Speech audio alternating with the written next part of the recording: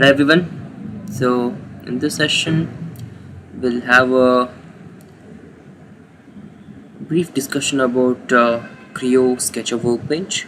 So how to handle it, which and all the tools are available. We can see here. Before getting into this is the heads up view toolbar. We have the zoom fit, zoom in, zoom out, repaint options and rendering options, and even we have the display styles, shaded and different styles are available there, and orientations, different types of orientations you can have it, and so on. Okay, these are the perspective views and all. And if you want the datum filters to be added, you can directly have it. So it is already by default, everything is selected here. Okay, so this is transparency control. If you have the models and assemblies, you can able to control the transparencies here. So let's quickly jump into the Sketchup Workbench. So these are the default planes. From here also you can choose them. Okay, and here you can see this is the quick access toolbar. From here you can access the tools. The sketch tool is available here. So let me directly jump into the plane here. So I'll just select the sketch.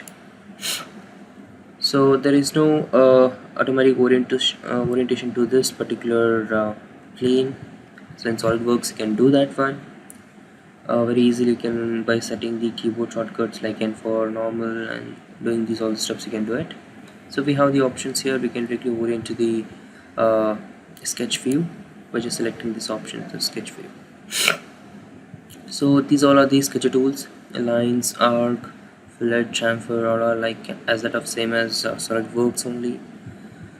Okay, so let me just deal with the line tools. One is line tangent. If you have the two circles, if you want to join these two circles with the tangent line, you could use it.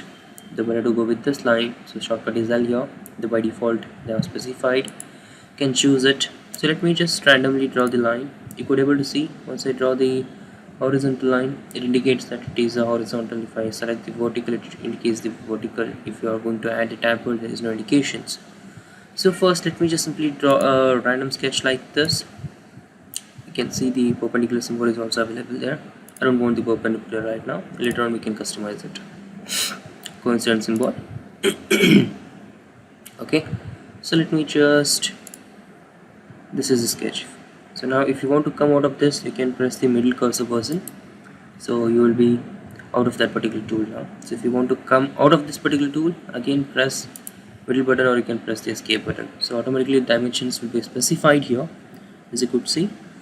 Now to dealing with these dimensions, setting off everything is too difficult for me. So first I need to assign the geometrical constraints.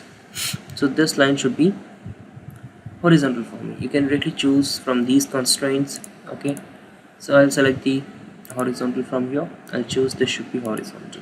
So that's done. Even this should be like that. You can specify I need the perpendicular relation now. Just choose from here and then select the entities, and even these two should be the same. And so define your geometrical constraints. You can come out of this, just press the middle cursor button to come out of the tool.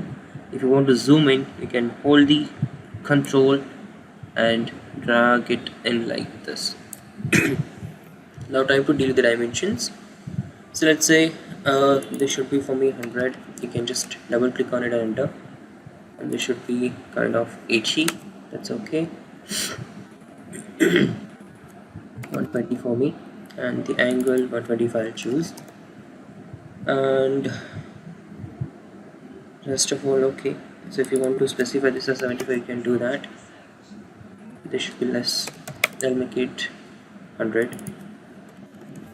Okay, and this side should be slightly less, so I'll make it 60. Okay, this is how we can just modify a sketch. Once you are done with this, you can simply directly click on inject from here. So now from this you can use the shapes. There are different shapes that are available: blend, rotational blend, and all. So right now I'll use a simple extrude to extrude it to certain value. Here you can enter the value. So let's say for me it is 50 mm is enough for now. Okay, so you're done with this. So this is how you can deal with the basic sketch. So if you want to again edit this one, you can choose the sketch from here. You can directly go ahead with the edit the dimensions and they edit the definitions. If I choose it, you can directly able to edit it and switch to the normal view. That it is sketch view here in Creo. Okay, so let's see. I want to delete everything. I'll just select all the sketches and delete once. So now circle, I'll simply select the center circle.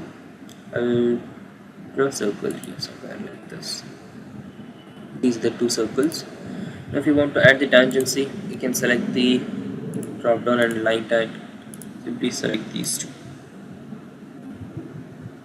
Okay, software will automatically add the tangencies there. The dimensions from the plane it has taken, even we have the origins, so we can able to define the dimensions properly like this.